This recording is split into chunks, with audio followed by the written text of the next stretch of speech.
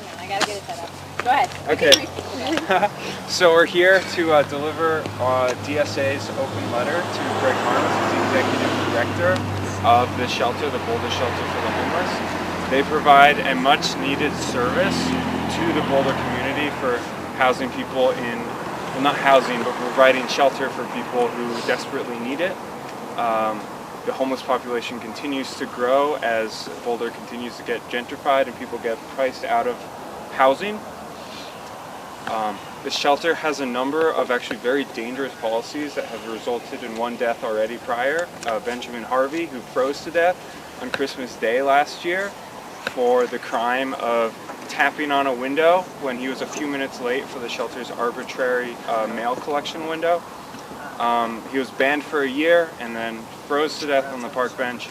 And there's no way for shelter residents to get any sort of justice from the shelter. It's a private nonprofit, and even though the city demanded that they have binding arbitration, the shelter said no, and the city council kind of folded. So they have mediation, but that just means both parties, the shelter and the resident, if there's any issue like someone getting kicked out for bullshit reason, which happens all the time, there's no way for them to seek justice. So our first demand is that we need binding arbitration for the shelter.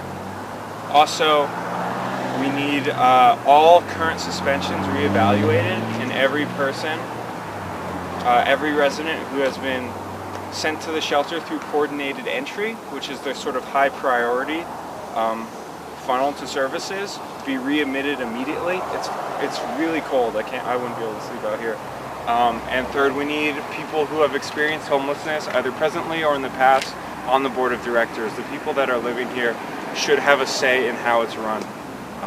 So we are going to have some speakers talk about these issues, and then we're going to go and deliver a nice letter that's been signed by like 280 people and a number of orgs around northern Colorado, and we're going to go try to deliver it to Greg Harms. Right. Yeah. Who isn't here but air horn. And the letter, right? Where'd it go? Does anyone else want to Oh, sign? it's over here. Yeah, I think the best light is basically where these guys are standing, and we should have the speakers in front of them. Did they kick us out from the door? Should we just read it there? So we're gonna read here and then go over there and deliver our sign. Okay. Darren suggests that. Sounds good. Oh wait, let's get in order here. So, should we start with the talks? Yeah. Wait, but do we have all our... Eric, who's like a really good filmer, is supposed to be on his way. We're not totally sure if he is, but... Okay. In the meantime, can you answer a question? Yeah, absolutely. What do you expect from Greg Harms? What would you like him to do? We would like him to read our letter, acknowledge the issues with the shelter, and seriously agree and consider enacting our demands. Ideally, we need these changes to happen. We would hope that Greg Harms, being a good person, being someone who cares for the homeless, would take this very seriously. And yeah. Have you had communication with him before? We have. We notified him that we were coming. He sort of said, "Oh, I won't be there. I won't be there that night. We can arrange a meeting at another time." So we're still here. He should, if he really cares about this issue, he should show up. We hear that he's not here a lot. So I think he should work more, and but we will meet with him as well when that works for him.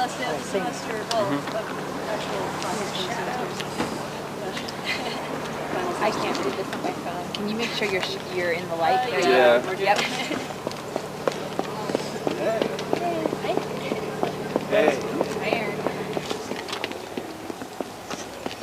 Hey. Yeah. So you think it's better we give it up rather than behind the gate? I just think we need to The true measure of any society can be found in how it treats its most vulnerable members. While we're doing most of it, and then only walk on their property to deliver the letters and then count. Practices that have led to people losing their lives in Boulder. A whole year has gone by since Benjamin Harvey's totally preventable death, and in spite of many recommendations made by our city council, made by community members, the Boulder Shelter for the Homeless and Executive Director Greg Harms have done nothing. So we are here tonight to demand that these changes be made. Yeah, what do you guys think of doing it on the sidewalk? Darren says that's public property and we can do it. It actually is. And we just found out that one of the city council members like basically called the cops on some people that were living behind the Walmart on a diagonal plaza, and they just started doing sweeps of that area. It's just disgusting that the impulse to punish someone, to kick them out if they're living on the streets, like it's like that's something they want to do, is disgusting. The impulse should be to help, to say, oh, we're doing something wrong, we're not providing housing, we're not providing shelter. Right. Like no one wants to live in a fucking parking lot, and nor should they. I just checked and apparently it's 31 degrees. So I guess the emergency shelter thankfully is open tonight, but if it was just 1 or 2 degrees warmer than this, which is extremely cold, there would not be an emergency severe weather shelter. So anyone who had been suspended from the shelter like Benjamin Harvey was would not be able to have a bedtime running. The decision is also made in the morning about whether or not to keep it open. So, yeah, and they don't change it if it becomes colder. Who here thinks they could tell the difference between 32 degrees and 31 degrees, 33 degrees and 32 degrees? Not me. I'd All be just feel as dead. cold. Yeah, Just as dead. yeah. I have gloves on and my hands are going numb. Yeah, if I can add on the piece about the RVs getting kicked off, they got a trespassing charge, and it's not clear at all. In fact, it appears that the only person who complained was Bob Yates, city councilman, who's trying to make the police his own private security force against our homeless community. Because to actually enforce, for the police to actually enforce a trespassing charge, they need to get a complaint from the property owner, and it's not clear at all that that happened. And so it's very possible that these guys are getting kicked out on a false claim with no standing, such that legally they should still be there. So at 8 a.m. in the morning they're supposed to leave, and one of our city council members, Jill Adler-Grano, is going to be staying there with one of our housing advisory board members, Mason Moyer, to be there in solidarity with them. But it's quite possible that there could be legal action to defend those folks if we could get lawyers to do that. Nice.